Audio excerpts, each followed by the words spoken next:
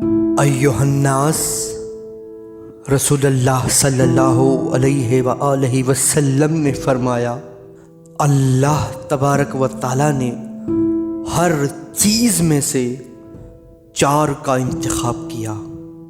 ملائکہ میں سے، ملائکہ میں سے جبرائیل، میکائیل، اسرافیل، عزرائیل کو چنا۔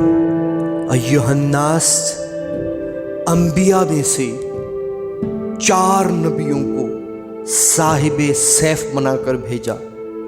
4 نبیوں کو، حضرت ابراہیم علیہ السلام کو، حضرت داؤد علیہ السلام کو، حضرت موسیٰ علیہ السلام کو، اور مجھے یعنی میرے مرشد نبی کریم صلی اللہ علیہ وآلہ وسلم کو۔ اور گھروں میں سے 4 گھروں کو پسند کیا۔ آدم علیہ السلام کا گھر، نوح علیہ السلام کا گھر، آل ابراہیم علیہ السلام کا گھر، اور ایھا الناس آل عمران کا گھر۔ ان اللہ اصطفیٰ آدم نوحا وآل ابراہیم وآل عمران علی العالمین۔ عورتوں میں سے 4 عورتوں کا انتخاب فرمایا۔ یا ایھا الناس، 4 عورتوں کا انتخاب فرمایا۔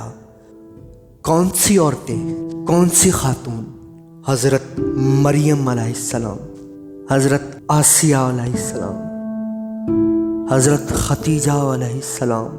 ایھا الناس، حضرت فاطمہ سلام اللہ علیہن۔ حج میں 4 اعمال کا انتخاب فرمایا۔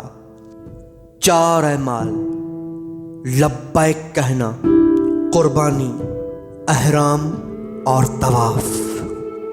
مہینوں میں سے 4 مہینوں کا انتخاب فرمایا۔ ایھا الناس، 4 مہینوں کا انتخاب فرمایا۔ رجب کا مہینہ، شوال کا مہینہ، ذیقات کا مہینہ، ذی الحجہ کا مہینہ۔ اور دنوں میں، ایھا الناس، دنوں میں 4 دنوں کا انتخاب فرمایا۔ جمعہ کا دن، ترویہ کا دن، روز عرفہ اور قربانی کا دن۔ لوگو، میرے مرشد رسول اللہ صلی اللہ علیہ وآلہ وسلم فرماتے ہیں، 3 اشخاص کی غیبت حرام نہیں ہے۔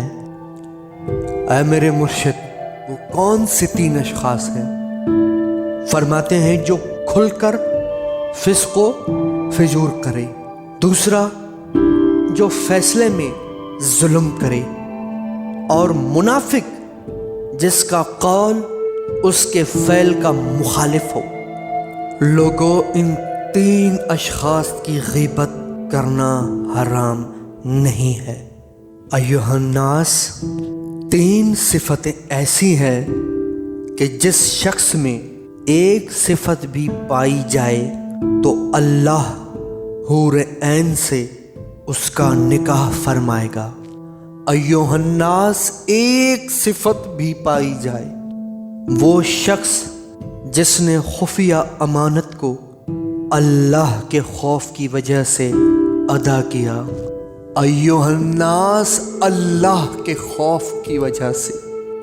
دوسری صفت، وہ شخص جو اپنے قاتل کو معاف کر دے، اپنے قاتل کو معاف کر دے۔ تیسری صفت، وہ شخص جو ہر نماز کے بعد سورہ اخلاص کو 10 مرتبہ پڑھے۔ ایھا الناس، 10 مرتبہ پڑھے۔